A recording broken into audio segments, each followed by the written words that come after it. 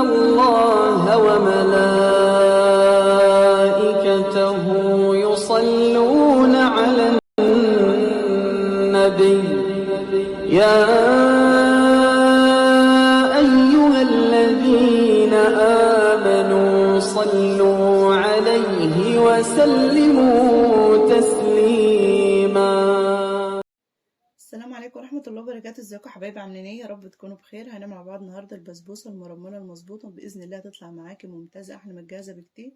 بس اسمعي الفيديو للاخر واعرفي الحاجات اللي انا بعملها بالظبط، وان شاء الله تطلع ناجحه معاكي خالص. اول حاجه حطيت كوبايتين ميه عليهم كوبايتين سكر، والافضل ميه تبقى مغليه عشان تسرع معاكي، والميه دايما بتبقى قد السكر في السيرم بتاع البسبوسه، بيبقى زي الحلويات التانية. نزلت عليهم معلقه سمنه بلدي، اللي متوفر عندك سمنه بلدي. معلش السمنه دي كانت انحرقت مني، فلما يكون عندك حاجه محروقه زي دي ما تحطيش كميات كتيره في الاكل منها، يعني فرقيها كده كل مدى، استعملي معلقه كده لحد ما تخلصي منها. بعد كده حطيت باكو فانيليا، وعصرت عصره ليمونه كده، معلقه عصير ليمون، تسيبهم يغلوا بقى لمده 10 دقايق، وبعد كده تطفي عليهم. طبعا دي صينيه فرط بجيبه من عند اي عطار، ده 350 جرام بالمكيال الكوبايات العاديه، كوبايتين ونص المج العادي.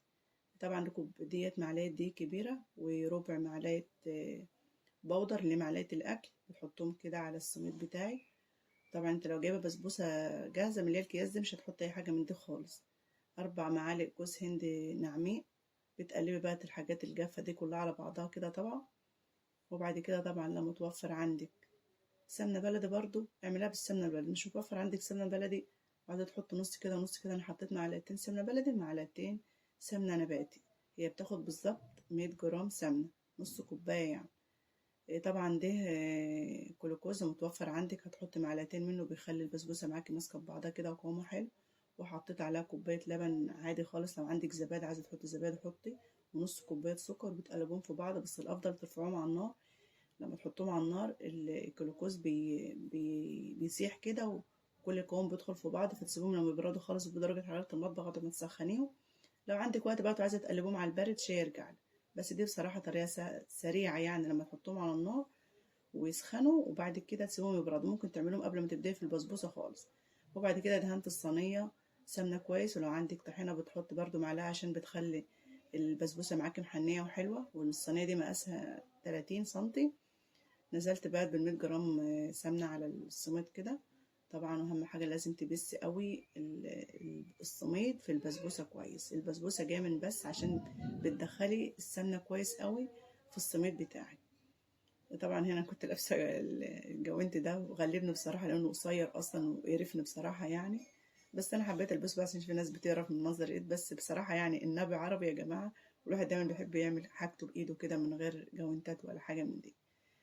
طبعا كده بقى الخليط اللي انا عملته بيري دوت. لو انت ما عندكيش عسل جلوكوز ممكن تحطي عسل تقيل من اللي هو بتاع الكنافه. بتحطي كوبايه سكر على نص كوبايه ميه، الميه نص السكر، وتسيبهم يغلوا خالص لما يبردوا خالص. وبعد كده تستعملوهم في اي حاجه عايزه تضيفها عليه. كده بقى حطيت السوائل كلها على الحاجات اللي انا كنت مقلبها على بعضها لحد بقى القوام المظبوط. هو القوام المظبوط كده. لو حسيت ان هي عايزه ميه تانية او شويه لبن حط لها. وزي ما قلت لكم لو في زبادي حط زبادي، شيء يرجع لكم. بس انا بصراحه ما بعملش غير بالطريقه دي، تطلع معايا ممتازه قوي. نزلت كده طبعا كل الخليط كده حطيته في الصينيه. ولو عندك اسبوتيولا كده بتبقى سهله معاك انك تسوي بقى كويس. بس اصلا السائل اصلا القوام بتاعها مظبوط، فما بتعوزش اصلا انك تعملها بالاسبوتيولا ولا حاجه. لو حسيت اني عايزه تعملها بالاسبوتيولا بلي الاسبوتيولا ميه او بمعلقه ومشي. لو انت عاملاها جامده عن كده، بس خلي القوام بتاعها مظبوط كده عشان يطلع معاكي مظبوط. طبعا بتكوني مولعه الفرن وتحطها على درجة حرارة 180 درجة لو انت حطها في البوتاجاز. ولو فرن غاز زي ده حطها على نار هادية من فوق ومن تحت. تلاقي معاكي محنية، تنزلي عليها بالسيرم تعرفي ان البسبوسة ناجحة لو لقيتها شربت السيرم على طول. طريقة ممتازة واحسن من الجاهزة بكتير، ووفري وحاجة نضيفة عاملاها على ايدك. واتمنى اذا كان الفيديو عجبكم واستفدتوا باي معلومة ما تبخلوش عليا باللايك. والناس الجديدة اللي اول مرة تنورني في قناتي اتمنى تعملوا اشتراك وتفعلوا الجرس على الكل. وبالهنا والشفا. طبعا ما حطيتش السيرم كله لان كنت عاملاها لوالدتي ربنا يحفظكم ويسلمكم، عندها السكر فما رضيتش احط السيرم كله عشان تبقى خفيفه عليه. فطبعا شيء يرجع لكم، عشان كده مكيتش يعني ايه بتسقط شربات كده وشكلها يعني من اللي هي بتبقى ذهبيه دي. انتوا عايزين تكتروا الشربات كتروا الشربات. دمتم في رعايه الله وامنه. السلام عليكم ورحمه الله وبركاته. واهم حاجه التسويه تكون نار هاديه من فوق ومن تحت، بتاخد ربع ساعه بالظبط تسويه. يا رب يكون الفيديو عجبكم ونال رضاكم يا حبايبي. دمتم في رعاية الله وأمنه، والسلام عليكم ورحمة الله.